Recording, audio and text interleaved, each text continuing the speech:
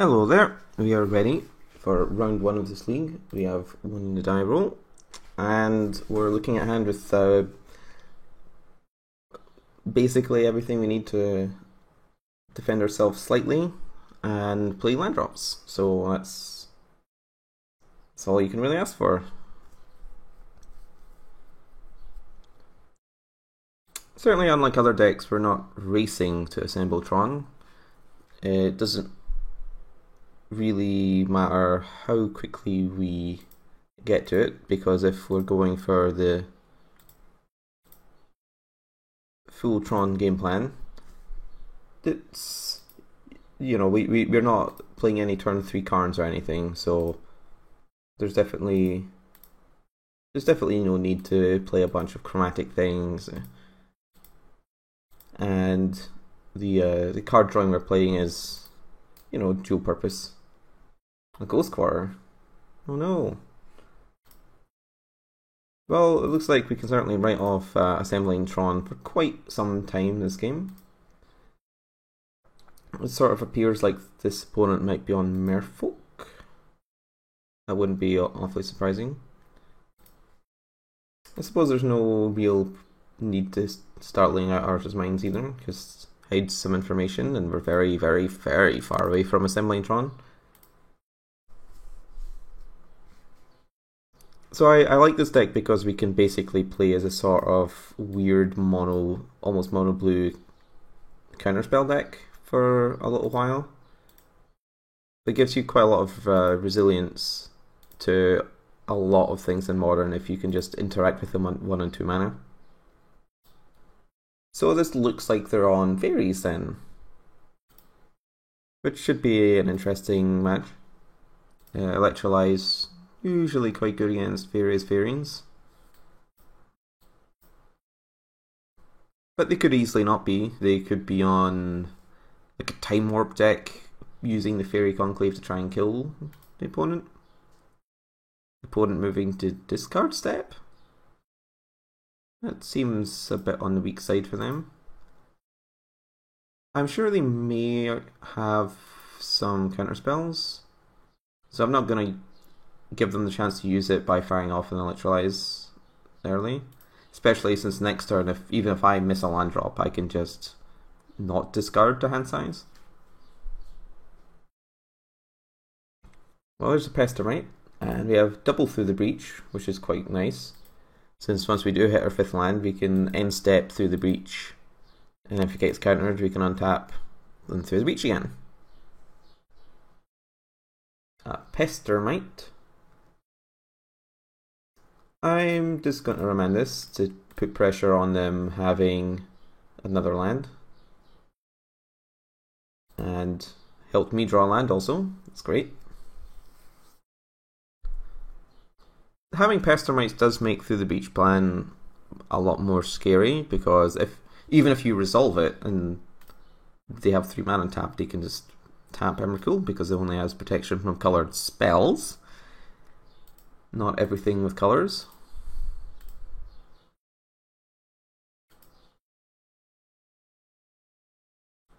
Power Plant.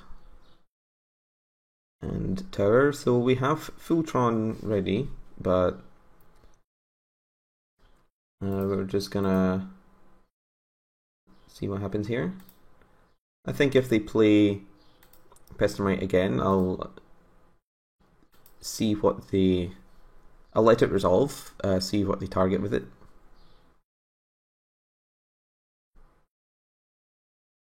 And assuming they try to tap one of my lands. Oh, no, there's a Ghost Quarter. I suppose play tight, tap it for mana.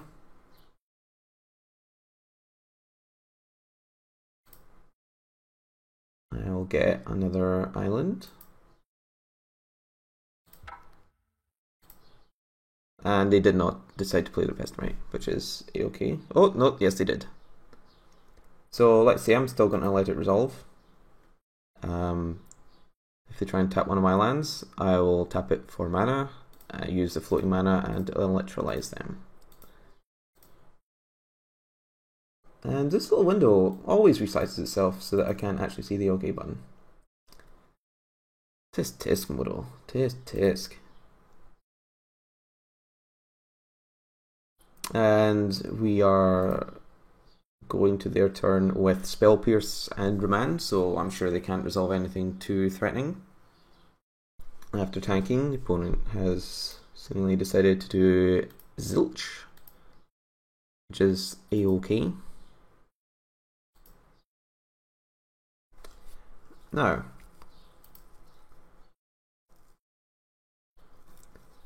how much in the way of counter spells do we think they have here? And more importantly, did they have a Pestilite? Since if we threw the Breach and they cast something that, if they have, say, a Mana Leak or a Remand, we can Spell Pierce or Spell Snare it. But if they just have a Pestilite, they just tap the Emrakul and then nothing has been gained. If I play Expedition Map, then it gives them a chance to use Spellstutter Sprite, which I'm not a big fan of. Spell Snare would take care of that, but I think what I'm going to aim to do is move to their end step again. Well, there is a Pestilite.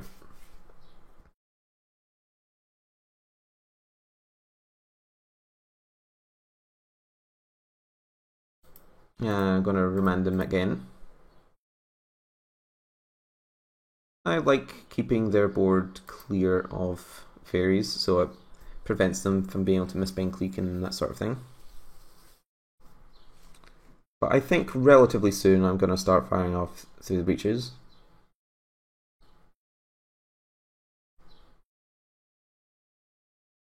They're also in Cryptic Command mana, which may or may not give them a false sense of security.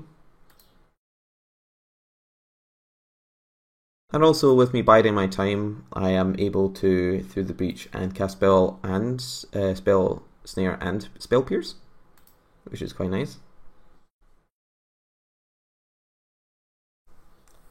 Ooh, Delivery Bot started a chat with me. I wonder if that means there's some interesting cards for me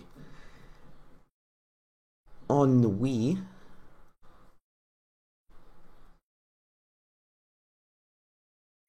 Okay. Let's see how they feel about this. That's okay. I'll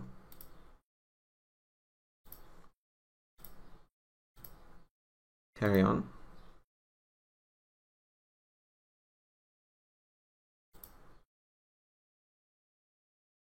And let it resolve, since I can't do anything to stop it.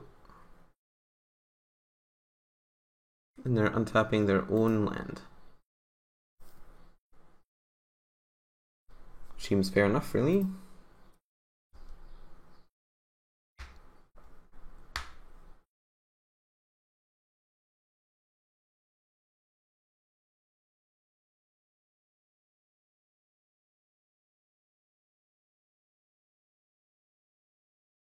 Okay, opponent is moving to combat. I wonder if they have a Ninja of Deepowers. Wow, imagine if they have Ninja of the Deepowers and play a land. I'm not sure how I'd be able to get them through the breach then.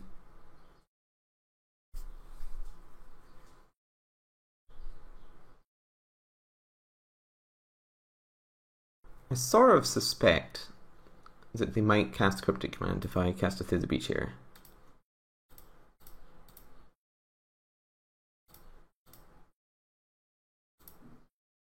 So I'll see what they say about that. They could obviously have their fourth Pestilite.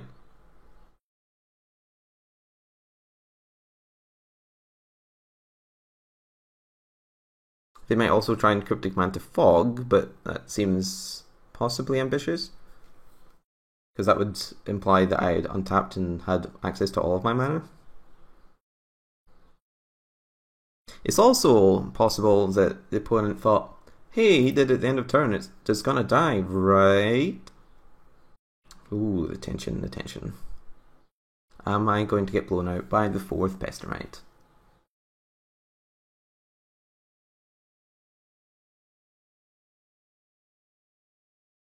It is a Mistbind Clique. Tap all lands target player controls. Okay, so they're moving into the chump step. Okay. Yeah, they thought through what was about to happen and they did not like it.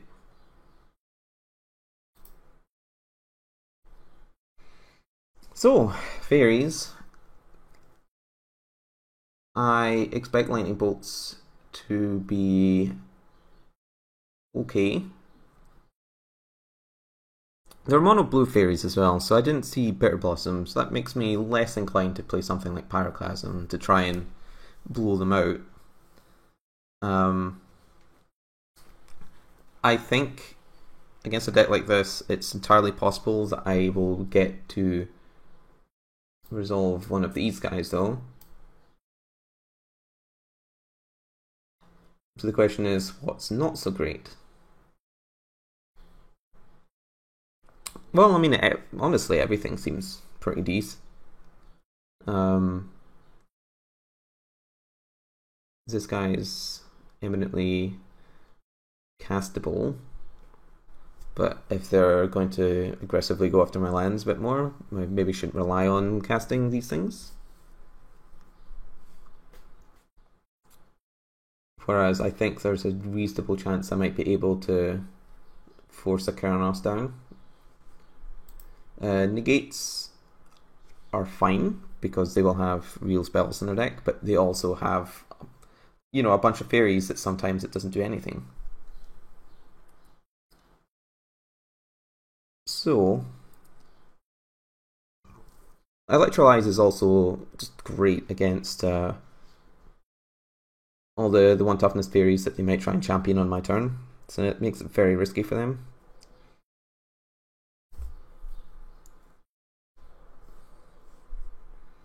I think what I'm going to do is take out this guy, put in this thing, and see how that goes, because I'm not sure, but I have a feeling. A feeling that I am hooked on Ooga Chaka.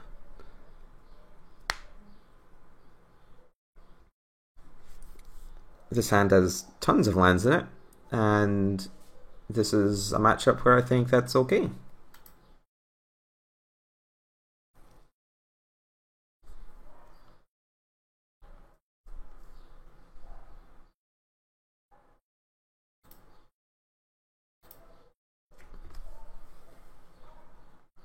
Of course, if they go and fetch a swamp and play a Bitter Blossom, I'm in a world of hurt. But I don't suspect so.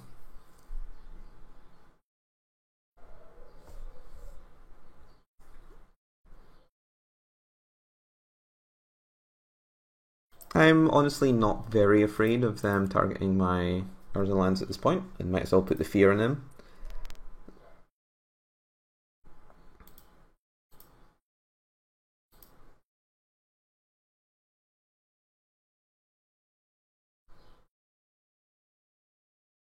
Well, there's the Ghost Quarter. I appreciate that.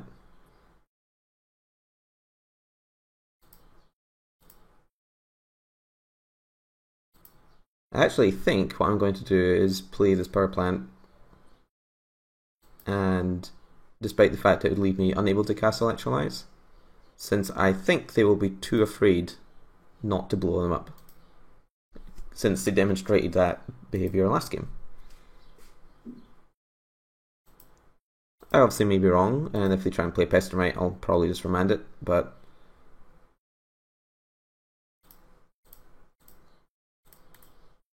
I would be very happy with them losing a land and me not really caring that I lost a land. So if they're really scared, they might... Ooh, a Fairy Miscreant. I like it. Because they might have main phase Pestermite and untap Ghost Quarter and then blown up my land. But this is fine too. We have plenty of blue and red sources ready to go, so we can actually do things like Snapcast Electrolyze, which sometimes would be difficult in this deck. Yeah.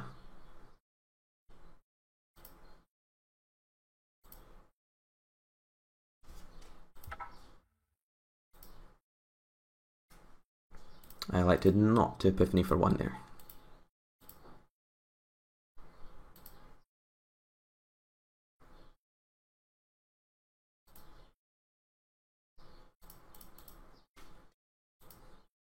And they did not play a land. So that's while I was in no position to take to make use of these Urza lands, it does force the opponent to play in a certain way, which is totally to my benefit.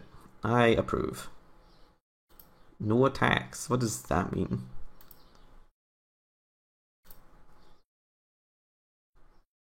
I think it's possibly they're tilting because they didn't draw a land. That'd be a-okay.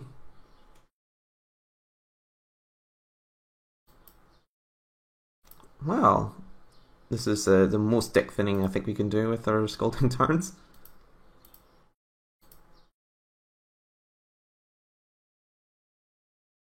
A Quickling? When it enters the battlefield, sacrifice it unless you return another creature. So this isn't like a white main line, which will return itself to its hand. It will actually die if this Miscreant goes. So I can't possibly resist.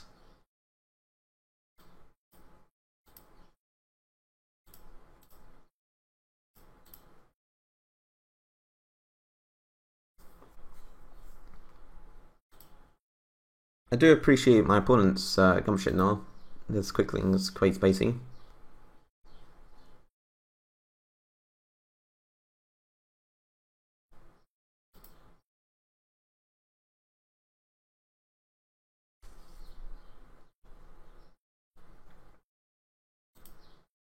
We are almost ready to fire off a big Epiphany. And by fire off a big Epiphany, we probably draw like 3 cards, which seems fine.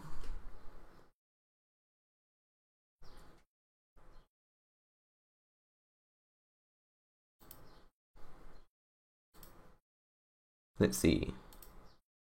So when they Pestermite, should I Snapcaster Electrolyze, Epiphany at the Drownyard for 5, +1, and then try and get them with Snapcaster Mage later? I think that I think that's fine. I think we're pretty safe from shenanigans that's going on because we have Snapcaster. So, and we've got tons of lands to spare. So if we draw above the maximum hand size, I think that's a-okay. Put Keranos in our hand, or not, as the case may be. And there's his mine. So it gives them choice between a card they can't beat and this giving us full Tron and some other spells that they don't want us to have. If this is the 2 cards I draw, I am totally on board with that particular inspiration.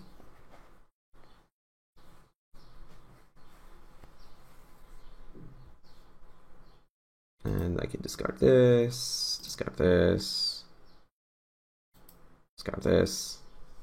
That's a-okay.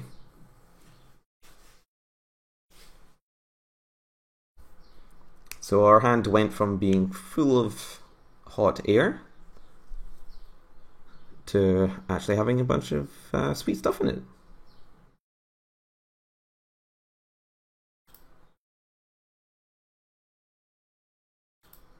Expedition map. What do you feel about this, friend?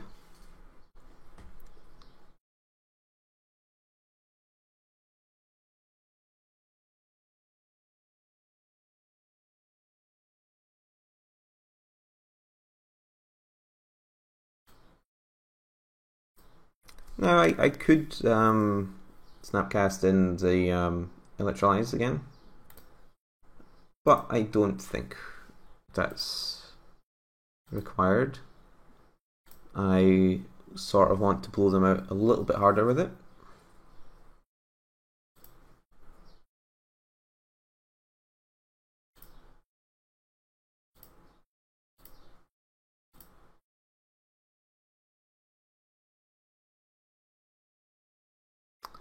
So it's always good to double check these things. So we have a mine, a tower, and require a power plant. And with the power plant, put an instant signet into play.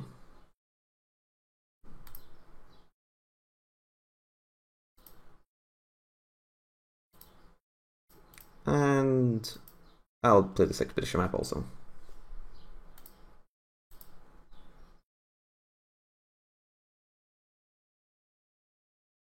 So if I search for another tower, that is a lot of mana.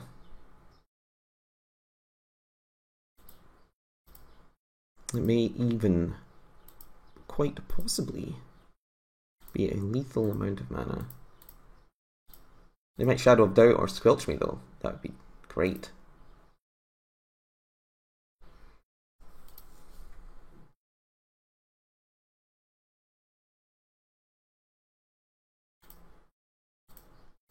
Cast this.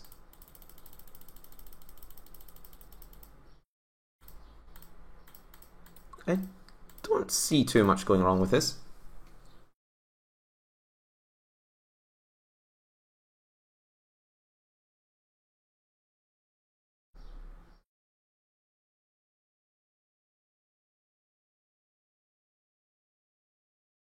And nothing did go wrong with this. We have successfully cast Emrakul the Aeon's Torn.